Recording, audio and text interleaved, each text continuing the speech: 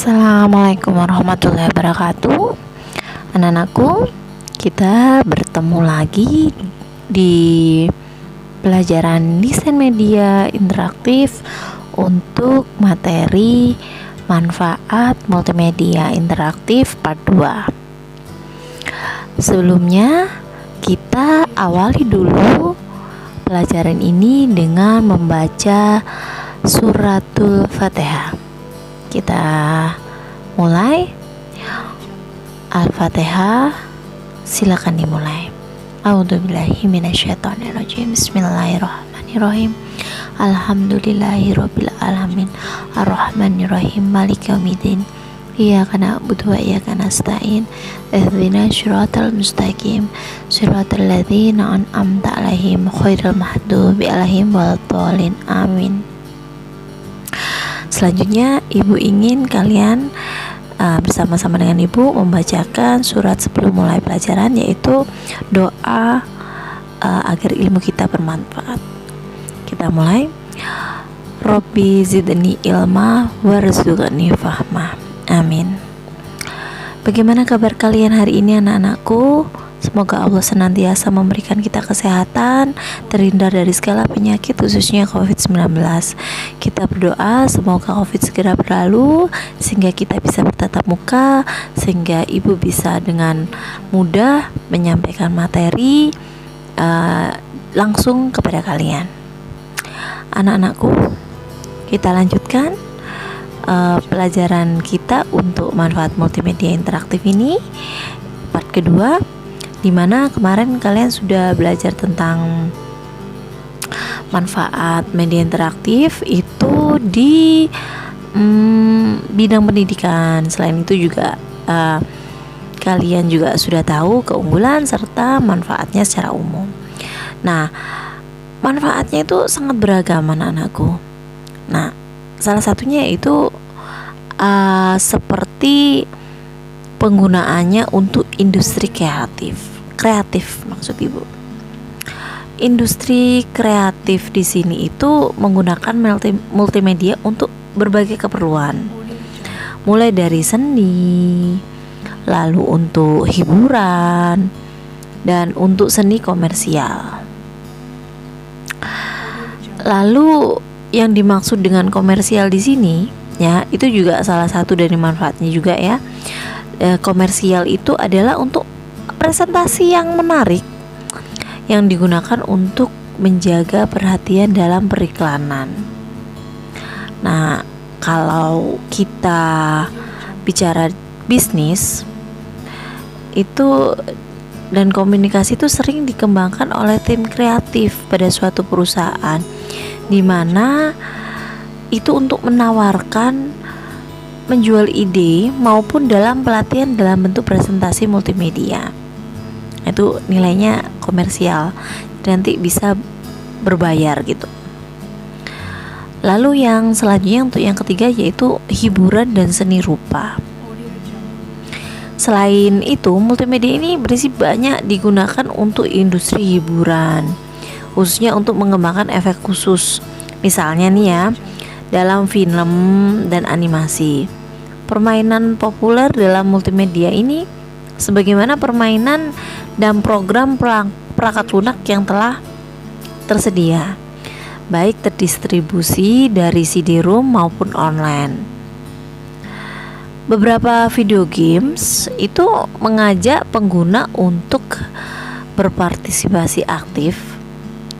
Jadi nggak hanya duduk terus kita main game, itu nggak. Nah, itu kalau seperti itu dinamakan sebagai penerima yang pasif informasi, gitu ya. Ibu lanjutkan kembali.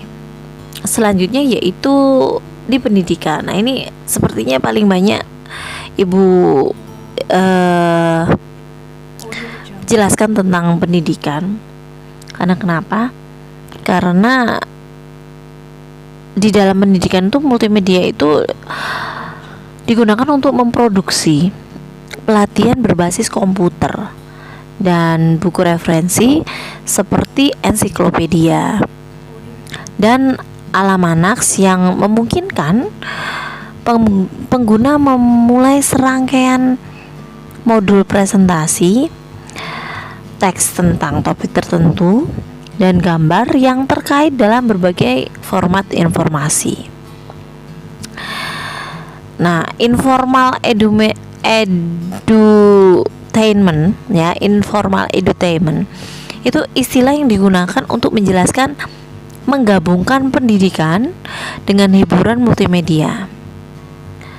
Belajar teori dalam dekade terakhir telah berkembang dramatis karena pengenalan multimedia. Jadi karena ada multimedia ini yang semakin interaktif, itu pembelajaran teori yang biasanya membosankan, jenuh kita untuk membacanya itu jadi lebih menarik, lebih disukai untuk siswa atau siswi ya. Jadi mereka tuh lebih senang gitu untuk belajar.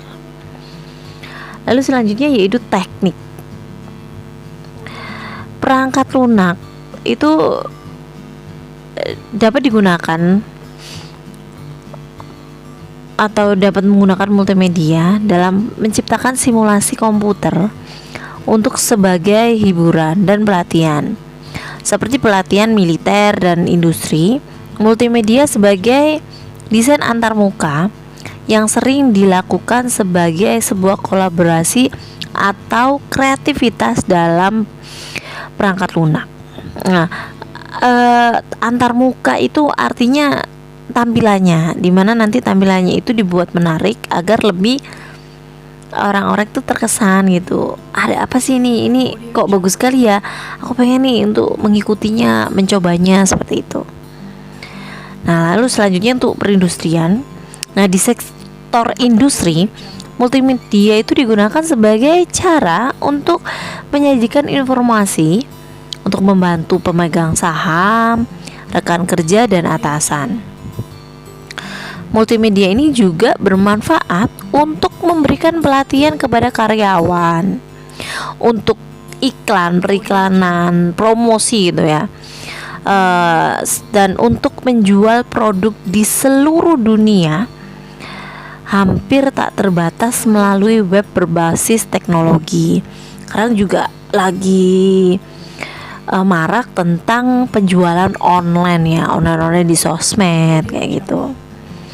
Yang ketujuh yaitu tentang matematika dan pelatihan penelitian ilmiah. Nah, di dalam matematika dan penelitian ilmiah, multimedia ini dipakai terutama untuk modeling dan simulasi.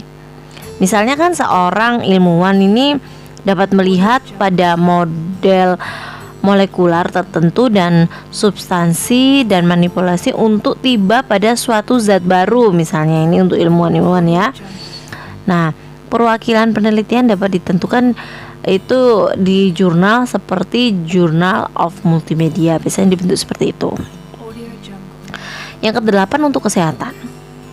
Dalam pengobatan itu dokter dapat dilatih dengan melihat virtual operasi, atau mereka dapat mensimulasikan bagaimana tubuh manusia itu yang terkena penyakit menular oleh virus dan bakteri, kemudian mengembangkan teknik untuk mencegahnya, seperti itu ya.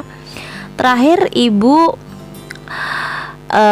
mengambil gambar dokumen. Nah, pengambilan dokumen itu bisa bentuk fotokopi dan mengkonversikan ke dalam format digital kayak gitu ya. Jadi nih dokumen-dokumennya itu nggak hilang, maksudnya dalam bentuk file nantinya yang akan didigitalkan. Bisa di scanner dulu, lalu nanti kan itu jadinya kan bentuk file ya. Nah, itu nanti dimasukkan ke dalam format digital. Begitu anak-anakku.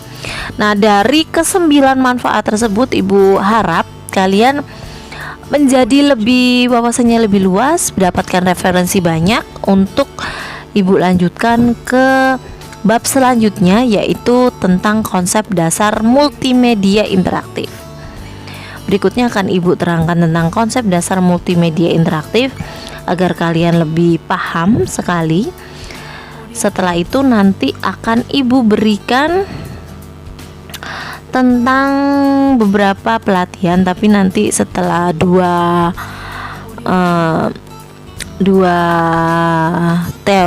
materi yang akan ibu sampaikan. Oke anak-anakku, insya Allah lebih paham ya dengan penjelasan manfaat interaktif ini.